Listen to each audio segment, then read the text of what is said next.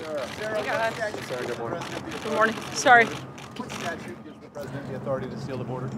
Look, Democrats are leaving us absolutely no choice at this point. We've already had to move roughly 750 personnel from ports of entry at this point, and it looks like we're going to have to move more, which will force those lines to go longer to cross the border, and eventually it may be that it's the best decision that we close the border.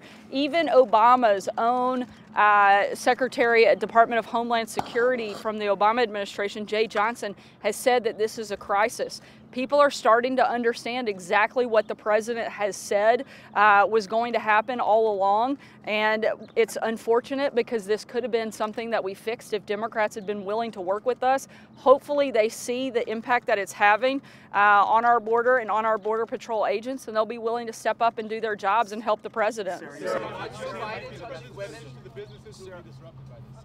Certainly we don't want to see, this isn't our first choice. Our first choice would be for Democrats to actually sit down with us and help fix a broken system to address the national security and humanitarian crisis that exists at our border.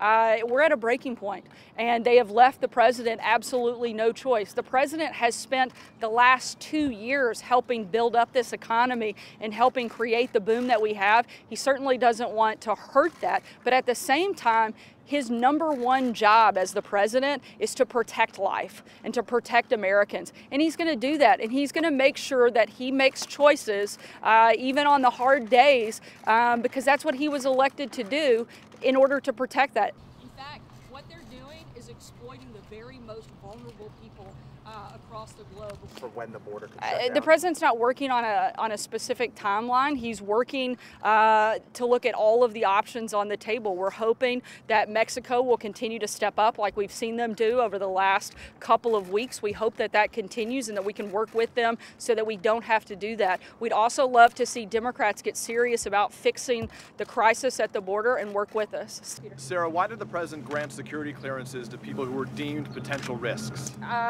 I'm not aware that he did, but what I can tell you is I'm not going to get into individual security clearances, but what the Democrats are doing is playing a very dangerous and a shameful game, frankly. They're asking for personal, private, and confidential information from individuals that they know that they have no right to see, and they're putting the 3 million people that do have a security clearance at risk. If you put and exploit one individual, you're putting all 3 million people's personal information at risk, and that's shameful that they're doing that. We've worked with Democrats. We've cooperated with them throughout the process. We showed them documents that have to do with the security clearance process. We went over to the Hill and walked them through that. We invited those individuals and their staff to come to the White House and sit down with administration officials and walk through that. We'll continue to cooperate, but they can't ask for information that they know they legally have no right to see. I mean, is the White House taking shortcuts with national security?